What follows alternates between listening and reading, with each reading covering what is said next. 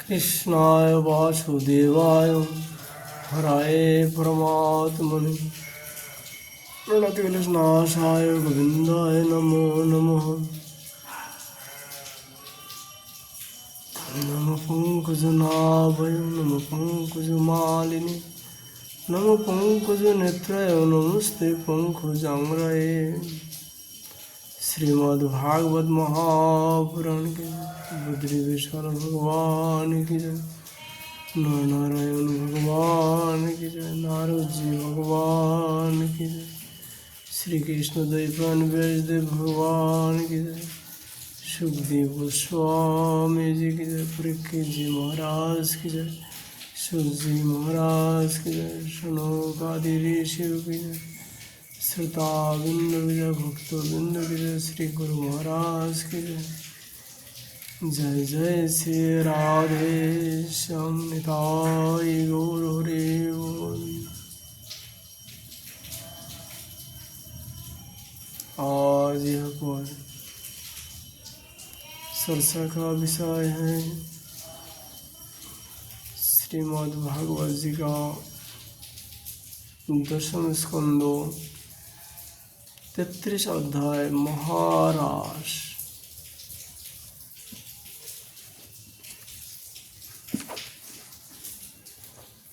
श्री सुवाच इत्थं भगवतो गुप्तं श्रुतावासो सुपीशलाः जोर्विरहजं तापं तदङ्गोपसिता शिशा। श्री सुखदेव जी कहते हैं, हे राजन, गोपियाँ भगवान की इस प्रकार प्रेम भरी सुमधुर वाणी सुनकर जो कुछ विरहजन्य ताप शेष था उसी से भी मुक्त हो गए और सौंदर्य माधुर्य निधि प्रणय के अंग संगों से सफल मनोरथ हो गई। भगवान श्री कृष्ण की प्रेयसी और सेविका गोपियाँ एक दूसरे की बाह में बहा डाले खड़ी थी। उन स्त्री रत्नों के साथ जमुना जी के पुलिन पर भगवान ने अपने रस में रास क्रिया प्रारंभ की। संपूर्ण जोगों के स्वामी भगवान श्री कृष्ण दो गोपियों के बीच में प्रकट हो गए और उनके गले में अपना हाथ डाल दिया। इस प्रकार एक गोपी और एक श्री कृष्ण यही क्रम था।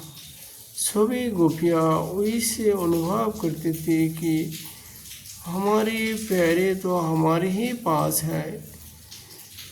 इस प्रकार सहस्रों गोपियों ने शोभायमान भगवान श्री कृष्ण का दिव्य राजोत्सव प्रारंभ हुआ। उस समय आकाश में शतों विमानों की भीड़ लग गई। सभी देवता अपनी अपनी पत्नियों को साथ वहां आ गए। राजोत्सव के दर्शन की लालसा से उत्सुकता से उनका मन उनके वश में नहीं था।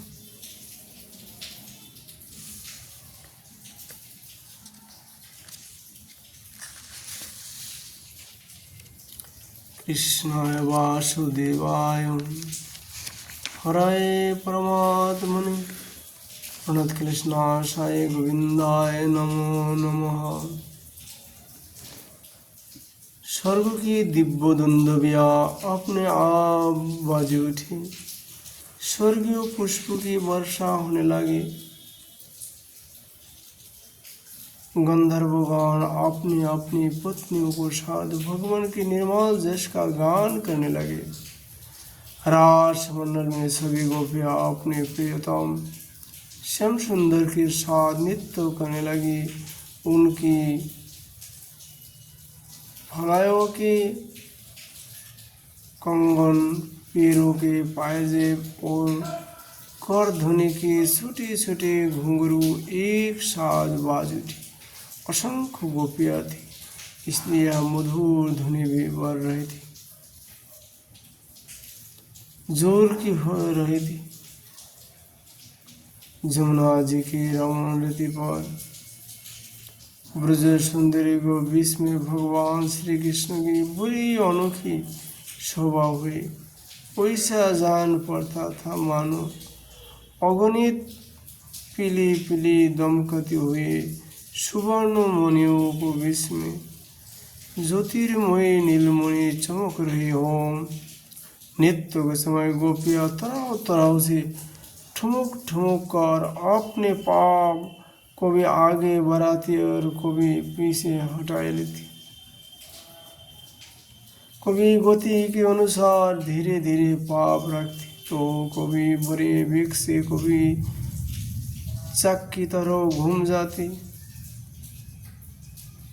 कभी अपने हाथ उठा उठा कर भाव बताती, तो कभी विभिन्न प्रकार से उन्हें चमकाती, कभी बड़े कलापूर्ण ढंग से मुस्कुराती, तो कभी भुए मटकाती। नाचते नाचते उनकी पुतली कमर से लचक जाती थी, मानो टूट गई हो। झुकने बैठने उठने और चलने की फुर्ती से उनके स्थान हिल रहे थे तथा वस्त्र उड़े जा रहे थे। कानों के कुंडल हिल हिल कर कपोल पार आ जाते थे। नाचने के परिश्रम से उनके मुंह पर पसीने की बूंद झलकने लगी थी। खिसों की चोटियाँ कुछ ढीली पड़ गई थी, नींबू की गांठें खुली जा रही थी। इस प्रकार नटवर नंदलाल की परम प्रेयसी गोपियाँ उनके साथ गा गा कर नाच रही थी। सुखदेव जी कहते, परीक्षित, उस समय वैसा जान पड़ता था मानो बहुत से श्री कृष्ण तो सावले सावले मेघ मंडल आए और उनका बीज बीच में चमकाती हुई गौरी गोपियाँ बिजली है। उनकी शोभा असीम थी। गोपियों का जीवन भगवान की रोती है, प्रेम है। वे श्री कृष्ण के सट कर नाचते नाचते वैसे स्वर में मधुर गान कर रहे थे। श्री कृष्ण संस्पर्श पा पाकर और भी आनंद मग्न हो रहे थे। उनके राग रागिनियों से पूर्ण गान से सारा जगत अब भी गूंज रहा है। कोई गोपी भगवान के साथ उनके स्वर में स्वर मिलाकर गा रहे थे। वह श्री कृष्ण के स्वर की अपेक्षा और भी उसी स्वर से राग आलापने लगी। उसकी विलक्षण और उत्तम स्वर को सुनकर वे बहुत ही प्रसन्न हुए और बहा बहा करके उसकी प्रशंसा करने लगे। उसी राग को एक दूसरी सखी ने ध्रुपद में गाया, उसका भी भगवान ने बहुत सम्मान किया। एक गोपी नृत्य करते करते थक गई। उसकी कलाइयों से कंगन और चोटियों से बेलों की फूल खिसकाने लगी। तब उसने अपने बगल में ही खड़े मुरली मनोहर श्याम सुंदर को कंधे को अपने बाहों से कसकर पकड़ लिया। भगवान श्री कृष्ण ने अपना एक साथ दूसरी गोपी को कंधे पर रख रहा था। वह स्वभाव से तो कमल के समान सुगंध से युक्त था ही, उस पर बड़ा सुगंधित चंदन का लेप भी था। उसकी सुगंध से वह गोपी पुलकित हो गई। उसका रोम रोम खिल उठा। उसने झट से उसे चूम लिया। एक गोपी नृत्य कर रही थी। नाचने के कारण उसके कुंडल हिल रहे थे। उनकी छटाओं से उसके कपोल और भी चमक रहे थे। उसने अपने कपोलों के भगवान श्री कृष्ण के कपोल से सटाई लिया और भगवान ने उसके मुंह में अपना चबाया हुआ पान दे दिया। कोई गोपी नुपुर और करधनियों के घुंघराओं को झनकारते हुए नाच और गा रही थी। वह जब बहुत थक गई तब उसने अपने गले में ही खरे श्याम सुंदर के शीतल कर कमल को अपने दोनों स्थान पर रख लिया। सुखदेव गोस्वामी जी राजा परीक्षित से कहा, परीक्षित, गोपियों का सौभाग्य लक्ष्मी जी से भी बढ़कर है, क्योंकि लक्ष्मी जी के परम प्रियतम एकांत वल्लभ भगवान श्री कृष्ण को अपने परम प्रियतम के रूप में पाकर गोपियाँ गान करते हुए उनके साथ विहार करने लगी। भगवान श्री कृष्ण ने उनके गलों की अपने भुजपाशे में बांध रखा था। उस समय गोपियों की बड़ी अपूर्व शोभा थी। उनके कान में कमल के कुंडल शोभायमान थे। घुघराली अलग के कपड़ों पर लटक रही थी। पसीने की बूंदें झलकने से उनके मुख की छटा निराली ही हो रही थी। वे रास मंडल में भगवान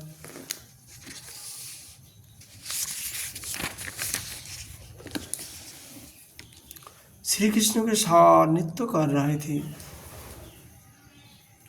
उनके कंगन और पायजेबों के बाजे बज रहे थे। भोरे उनके ताल सुर में अपना सुर मिलाकर गा रहे थे और उनके जोरों तथा चोटियों में गूंथे हुए फूल गिरते जा रहे थे। सुखदेव गोस्वामी जी कहते, परीक्षित, जैसे नन्हा सा शिशु निर्विकार भाव से अपनी परछाई के साथ खेलता है, वैसे ही रमा रमन भगवान श्री कृष्ण को भी उन्हें अपने हृदय से लगा लेते, को भी हाथ से उनका अंग स्पर्श करते, को भी प्रेम भरी तिरछी चितवन से उनके ओर देखते, तो को भी लीला से उन्मुक्त हंसी हंसने लगे। इस प्रकार उन्होंने ब्रज सुंदरियों को साथ क्रिया की, विहार किया। परीक्षित, भगवान के अंगों का स्पर्श प्राप्त करके गोपियों की इंद्रियां प्रेम और आनंद से विह्वल हो गई। उनके केश बिखर गए, फूलों के हार टूट गए और गहने अस्त व्यस्त हो गए। वे अपने केश, वस्त्रों और कुंचुकी को भी पूर्णतया संभालने में असमर्थ हो गई।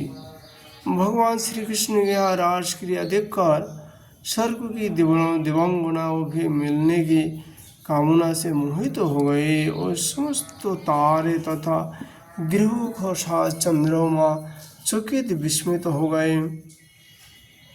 परीक्षित, यद्यपि भगवान आत्मा राम है, उन्हें अपने अतिरिक्त तो और कोई किसी की आवश्यकता नहीं है, फिर भी उन्होंने जितनी गोपियाँ थी उतनी ही रूप धारण किए और खेल खेल में उनके साथ इस प्रकार विहार किया। जब बहुत देर तक गान और नृत्य आदि विहार करने के कारण गोपियाँ थक गई, तब करुणामय भगवान श्री कृष्ण ने बड़े प्रेम से स्वयं अपने सुखाद कर कमलों के द्वारा उनके मुंह पोछे दिए। सुखदेव गोस्वामी जी कहते हैं, परीक्षित, भगवान के कर कमल और नाग स्पर्श से गोपियों को बड़ा आनंद हुआ। उन्होंने अपने उन कपलों की सौंदर्य से जिन पर सोने के कुंडल झील मिल रहे थे और घुंघराली आलोक लटक रही थी, तथा उस प्रेम भरी चितवन से जो सुधा से भी मीठी मुस्कान से उज्जवल हो रही थी, भगवान श्री कृष्ण का सम्मान किया और प्रभु की परम पवित्र लीलाओं का गान करने लगी। इसके बाद जैसे थका हुआ गजराज किनारों को तोड़ता हुआ हाथिनियों के साथ जल में घुसकर क्रिया करते, वैसे ही लोग और वेद की मर्यादा का अतिक्रम करने वाले भगवान ने अपनी थकान दूर करने के लिए गोपियों को साथ जल क्रिया करने के उद्देश्य से जमुना के जल में प्रवेश किया। उस समय भगवान की वर्णमाला गोपियों के अंगों की रगोर से कुचाल सी गई थी और उनके वक्षस्थल किशोर से वह रंग भी गई थी। उनके चारों ओर गुनगुनाते हुए भौरे उनके पीछे पीछे इस प्रकार चल रहे थे मानो गंधर्वराज उनकी कीर्ति का गान करते हुए पीछे पीछे चल रहे हों। प्रख्यात जमुना जल में गोपियों ने प्रेम भरे चितवन से भगवान की ओर देख देख कर तथा हंस हंस कर उन पर इधर उधर से जल की खूब बौछारें डाली। जल उलिस कर उन्होंने खूब नहलाया। विमान पर चढ़े हुए देवता पुष्प की वर्षा करने उनकी स्तुति करने लगे। इस प्रकार जमुना जल में स्वयं आत्माराम भगवान श्री कृष्ण ने गजरस के समान जल विहार किया। इसके बाद भगवान श्री कृष्ण ब्रज युवतियों और भौरों की भीड़ से घिरे हुए जमुना तट के उपवन में गए। वह बड़ा ही रमणीय था। उसके चारों ओर जल और जल में बड़ी सुंदर सुगंध वाले फूल खिल रहे थे।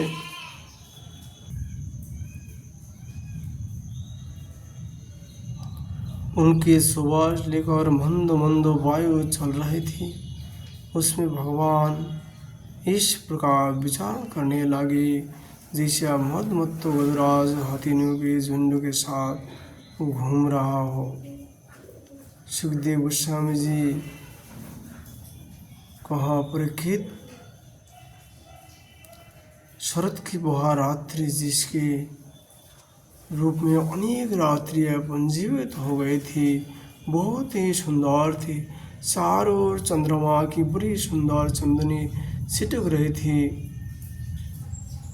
काव्यों में शरद ऋतु की जीर्ण रस सामग्रियों का वर्णन मिलता है। उन गोभी सभी से वहाँ युक्त थे।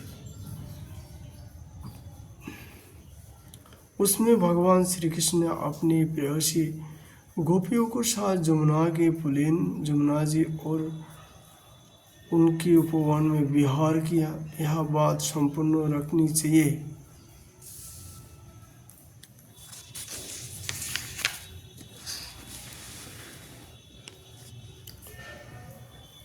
कि भगवान सत्य संकल्प है। यह सब उनके चिन्मय संकल्प की चिन्मय लीला है और उन्होंने इस लीला में काम भाव को उसका श्रेष्ठ अवगत तथा उसकी क्रियाओं को सर्वदा अपने अधीन कर रखा था। उन्हें अपने आप में कैद कर रखा था।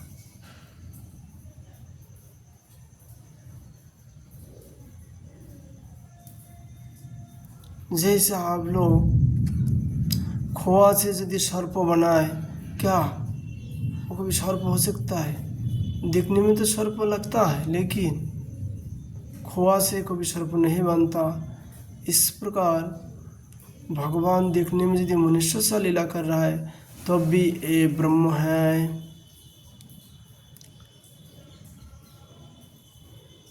राजा परीक्षित ने पूछा, संस्थापनाय धर्मस्य प्रशमयेत अरशोषः अवतीर्ण ही भगवान सेन जगदीश्वरो। सुखदेव गोस्वामी से परीक्षित ने पूछा, भगवान श्री कृष्ण सारे जगत के एकमात्र स्वामी है। उन्होंने अपने अंश बलराम जी के सहित पूर्ण रूप में अवतार ग्रहण किया था। उनके अवतार का उद्देश्य ही यह था कि धर्म की स्थापना हो, अधर्म का नाश। ब्राह्मण वेद धर्म मर्यादा के बनाने वाले, उपदेश करने वाले और रक्षक थे। फिर उन्होंने स्वयं धर्म के विपरीत पर स्त्रियों को स्पर्श कैसे किया? मैं मानता हूँ कि भगवान श्री कृष्ण पूर्ण काम थे, उनने किसी भी वस्तु की कामना नहीं था, फिर भी उन्होंने किस अभिप्राय से यह निंदनीय कर्म किया? परम ब्रह्मचारी मुनीश्वर, आप कृपा करके मेरे यह संदेह मिटाइए। सोगोवाच धर्मो व्यतिक्रमो दृष्टा ईश्वरं शासहं तेज्य संग न दूषय वन्य सर्वभूजो यथा। सुखदेव जी कहते हैं, सूर्य, अग्नि आदि ईश्वर समर्थ कभी भी धर्म का उल्लंघन और साहस का काम करते देखे जाते हैं, परंतु उन कामों से उन तेजस्वी पुरुष का कोई दोष नहीं होता। देखो, अग्नि सब कुछ खा जाता है, परंतु उन पदार्थों के दोष से लिप्त नहीं होता। जिन लोगों में वैसा सामर्थ्य नहीं है, उनने मन से भी वैसी बात को भी नहीं सोचनी चाहिए। शरीर से करना तो दूर रहा, यदि मूर्खतावश कोई वैसा काम करे बैठे तो उसका नाश हो जाता है। भगवान शंकर ने हलाहल विष पी लिया था, दूसरा कोई पिए तो वह जलकर भस्म हो जाएगा। इसलिए इस प्रकार के जो शंकर आदि ईश्वर हैं, अपने अधिकार के अनुसार उनके वचनों को ही सत्य मानना और उसी के अनुसार आचरण करना चाहिए। उनके आचरण का अनुकरण तो कहीं कहीं ही किया जाता है। इसलिए बुद्धिमान पुरुष को चाहिए कि उनका जो आचरण उनके उपदेश के अनुकूल हो, उसी को जीवन में उतार लेना चाहिए। सुखदेव जी कहते हैं, परीक्षित,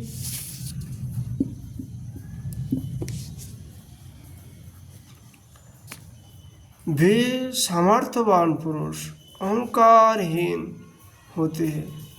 शुभ कर्म करने में उनका कोई सांसारिक स्वार्थ नहीं होता और अशुभ कर्म करने में अनर्थ नुकसान नहीं होता। वे स्वार्थ और अनर्थ से ऊपर उठे होते हैं। जब उन्हीं की संबंध में वैसी बात है, तब जो पशु पंछी मनुष्य देवता आदि समस्त चराचर जीव के एकमात्र प्रभु सर्वेश्वर भगवान है, उनके साथ मानवीय और शुभ और अशुभ का संबंध कैसे जरा जा सकता है? कैसे जोड़ सकता हूँ? जिनके चरण कमल के रस का सेवन करके भक्तजन तृप्त हो जाता है, जिनके साथ योग प्राप्त करके उसके प्रभाव से जोगी जान अपने सारे कर्म बंधन काट डालते हैं, और विचारशील ज्ञानी जान जिनके तत्व का विचार करके तत्स्वरूप हो जाते हैं,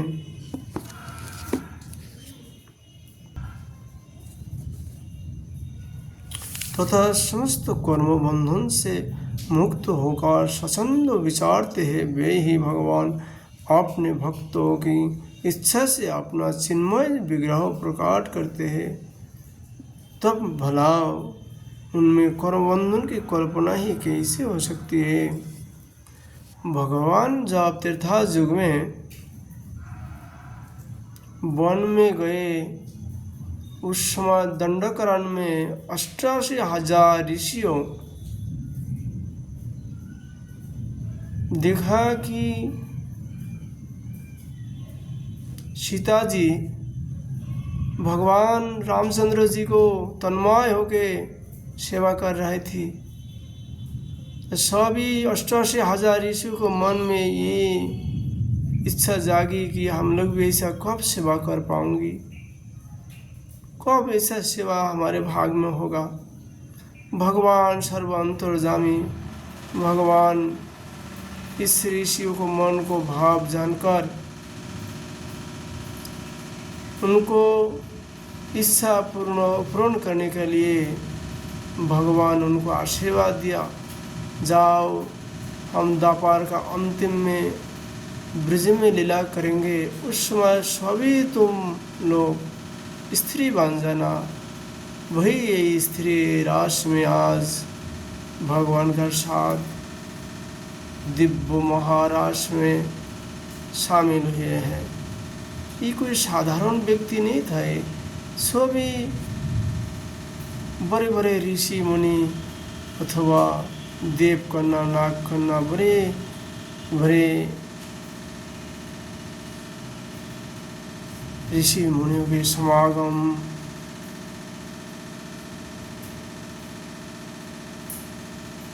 कुछ भगवान की नाम लेने से इंसान काम भाव परित्याग कर देते हैं, और जहाँ साक्षात भगवान का दर्शन स्पर्श है वहाँ काम भाव कैसा हो सकता है? कभी भी नहीं। गोपियों की उनकी पोतियों की और संपूर्ण सूर्यधारियों के अंतकरण में जो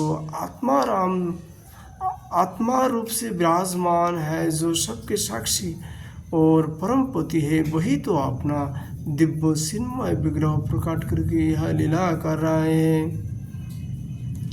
भगवान जीव पर कृपा करने के लिए अपने की मनुष्य रूप में प्रकट करते हैं और वैसी लीलाएं करते हैं जिन्हें सुनकर जीव भगवत परायण हो जाए।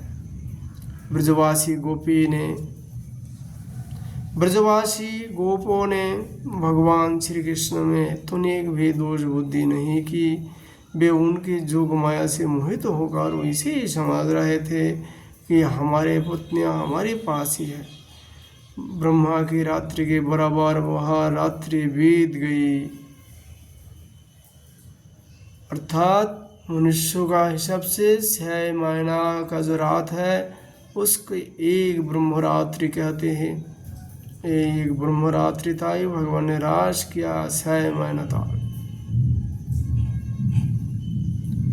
ब्रह्म मुहूर्त आया, जब भी गोपियों की इच्छा अपने घर लौटने की नहीं थी, फिर भी भगवान श्री कृष्ण की आज्ञा से वे अपने अपने घर चली गई, क्योंकि वे अपनी प्रत्येक चेष्टा से प्रत्येक संकल्प से केवल भगवान की ही प्रसन्न करना चाहती थी।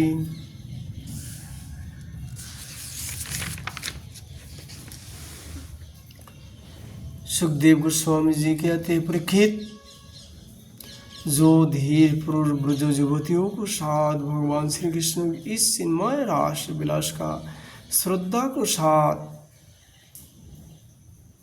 बार बार श्रवण और वर्णन करता है, उसे भगवान के चरण में पराभक्ति की प्राप्ति होती है और वह बहुत ही शीघ्र अपने हृदय के रोग काम विकार से छुटकारा पा जाता है। उसका काम भाव सर्वदा के लिए नष्ट हो जाता है। काम इनको श्रवण कीर्तन से यदि काम भाव नष्ट हो जाए, वहाँ का किसी प्रकार किसी को काम भाव का उदय होने का तो कोई प्रश्न ही जागता नहीं है। आप लोग प्रतिदिन इस रास 5 अध्याय को अवश्य रोजाना नियम पूर्वक पाठ करें। ये रास 5 अध्याय भगवान के 5 इंद्रियों 5 प्राण भी कहता है। ये भगवान का आत्मा स्वरूप है। इनको रोजाना अध्ययन करने से पूरा भागवत की अध्ययन करने का फल प्राप्त होता है। बहुत से बीमारियां भी इनकी समाप्त हो जाएगा। इसलिए आप लोग सभी लोग जो भागवत जी का श्री कृष्ण का भजन करते हैं, वे लोग अवश्य ही इस 29, 30, 31, 32, 33 ये 5 अध्याय को प्रतिदिन अध्ययन करें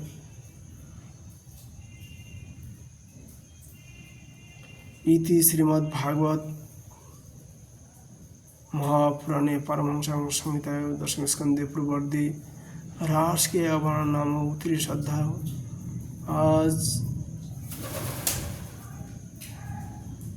भागवती कथा आज हम लोग यही विश्राम करता हूँ। राधा माधव जी का कृपा होने पर आवार हम लोग चर्चा करेंगे। राधे राधे।